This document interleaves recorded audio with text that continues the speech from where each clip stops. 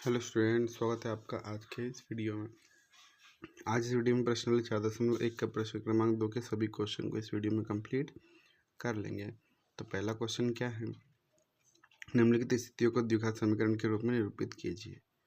जैसे हमने first question में चेक किया था कि द्विघात समीकरण है कि नहीं, इसको भी द्विघात समीकरण के रूप में लिखना है।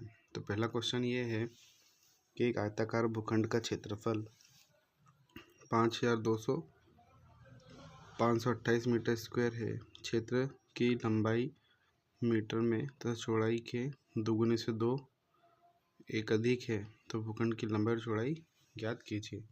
जो लंबाई है वो चौड़ाई से के दोगुने से एक अधिक है।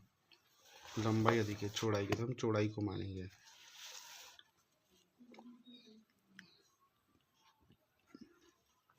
माना आयताकार भूखंड की लंबाई जो चौड़ाई से की चौड़ाई x मीटर तथा लंबाई जो है चौड़ाई के दुगने से एक अधिक मीटर है। दिया क्या है प्रश्न में, दिया है क्षेत्रफल आयताकार भूखंड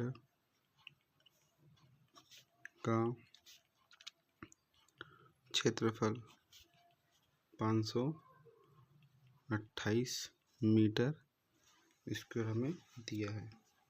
तो हमें पता है कि आयत का क्षेत्रफल का फॉर्मूला क्या होता है। तो यहाँ पे वो लिखेंगे आयताकार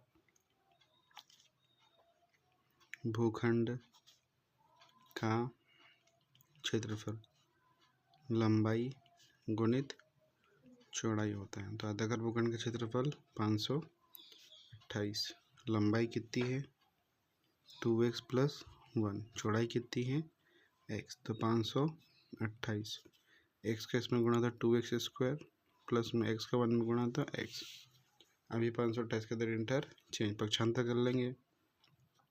2x square plus x plus का है तो माइनस का 528। अब इसको सीधा करके लिख लेंगे तो 2x square plus x minus 528 बराबरी से 0। तो जो हमें वर्ड प्रॉब्लम दिया था तो उससे हम क्या कर सकते हैं, उसे द्विघात समीकरण के रूप में लिख सकते हैं।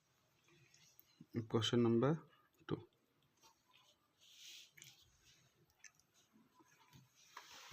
क्या है क्वेश्चन नंबर 2, 2 क्रमागत धनात्मक पूर्णांकों का योग। क्रमागत यानी कंटिन्यू नंबर होने, जैसे 11 के बाद में 12 आता है, 14 के बाद में 15, 21 के बाद में 22। तो इसे क्रमागत धनात्मक पूर्णांक लेना है जिनका गुणनफल कितना 306 है। तो हमें पूर्णांक ज्ञात करना है। यहाँ पे हमें x का मान नहीं निकालना है, हमें इसे द्विघात समीकरण के रूप में व्यक्त करना है। तो माना 2 क्रमागत धनात्मक पूर्णांक x तथा x + 1 है। क्वेश्चन में दिया है, क्या दिया है इनका गुणनफल, हाँ गुणनफल बराबरी से 306। जो 2 क्रमांक धनात्मक पूर्णांक का गुणनफल दे रखा है, तो x गुणा x + 1 बराबरी से 306। अब x का अंदर गुणा करेंगे तो x गुणा x स्क्वायर प्लस में x का 1 में गुणा x बराबरी से 306। ये 306 के दर पक्षांतर, तो x square plus x minus का 306 बराबरी से 0। तो इसे भी हमने किसके रूप में कर दिया, द्विघात के रूप में व्यक्त कर दिया। ठीक। अब क्वेश्चन नंबर 3,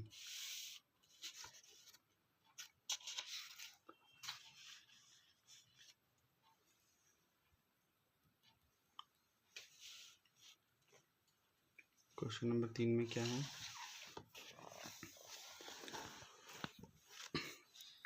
रोहन की माँ उससे 26 वर्ष बड़ी है उसकी आयु का गुणनफल अब से 3 वर्ष के पश्चात। पश्चात मतलब क्या होता है, पहले या बाद? पश्चात मतलब बाद होता है ना। तो आज से 3 साल बाद उनकी जो आयु है उनका गुणनफल कितना हो जाएगा, 360 हो जाएगा। तो रोहन की वर्तमान आयु ज्ञात करनी है, तो उस कंडीशन में हमें उसको द्विघाती समीकरण के रूप में लिखना है। तो माना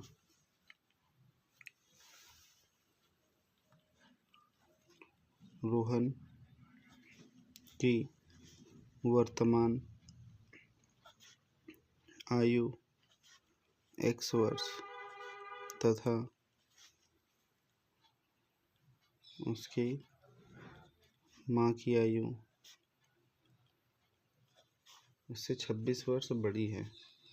तो x प्लस 26 वर्ष है ना। तो प्रश्न अनुसार, प्रश्न में कह रहा है कि 5 वर्ष पश्चात, 5 वर्ष पश्चात, 5 वर्ष पश्चात क्या हो जाएगा, रोहन की आयु, रोहन की आयु 5 वर्ष के बाद, तो x प्लस 5 वर्ष हो जाएगा। उसकी माँ की आयु x प्लस 26 प्लस 5, तो x प्लस 26 और 5 कितना हो जाएगा, 31। 5 वर्ष के 3 वर्ष बाद है, कहाँ गया क्वेश्चन, 3 वर्ष बाद है। तो यहाँ पे 3, यहाँ पे भी 3, तो यहाँ पे भी 3, 25 और 26 और 3 कितना हो जाएगा, 29 वर्ष। अब प्रश्न अनुसार, प्रश्न कह रहा है कि जो उनकी आयु है 3 वर्ष के बाद, उनका गुणनफल है वो किसके बराबर में है, 360 के बराबर में है। तो x प्लस 3 और x प्लस 29 गुणा में बराबर से कितना है, 360। अब इसको हमें सॉल्व करना है। तो x का गुणा 29 x प्लस 29 में भी करेंगे, फिर 3 का गुणा x प्लस 29 में भी करेंगे। तो x ब्रैकेट के अंदर x plus 29 plus 3 x plus 29 बराबरी से 360। x का गुणा x में करेंगे तो x स्क्वायर प्लस x का गुणा 29 में करेंगे तो कितना जाएगा, ये 29x। फिर x का गुणा 3 में करेंगे तो कितना, 3x। x का गुणा 29 में करेंगे तो 29 3 कितना होता है, 90 87 बराबरी से 360। इसको सॉल्व करेंगे तो हो जाएगा x स्क्वायर प्लस 29 और 3 30 31 32x प्लस 37 बराबरी से 360।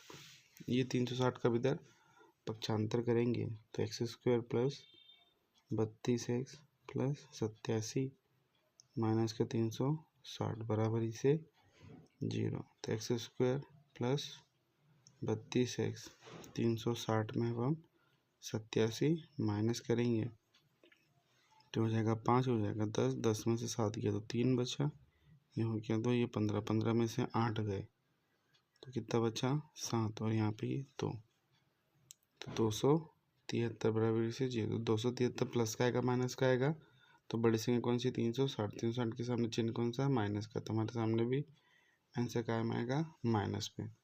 तो इसको हमने द्विघात समीकरण के रूप में लिख दिया है। तो हम नीचे का लिखेंगे, अतः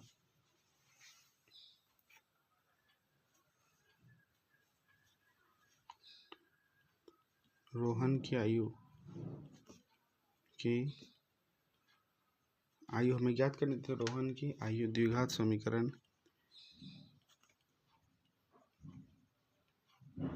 द्विघात समीकरण क्या है, x square plus 32x minus का 273 बराबरी से 0 को संतुष्ट करता है। आई होप आपको वीडियो पसंद आएगा। वीडियो पसंद है वीडियो को लाइक कीजिए, चैनल को सब्सक्राइब कीजिए हम मिलते हैं अब नेक्स्ट एक्सरसाइज के साथ, नेक्स्ट वीडियो में, नेक्स्ट टॉपिक के साथ में। यहाँ तक के लिए देखने के लिए बहुत बहुत धन्यवाद।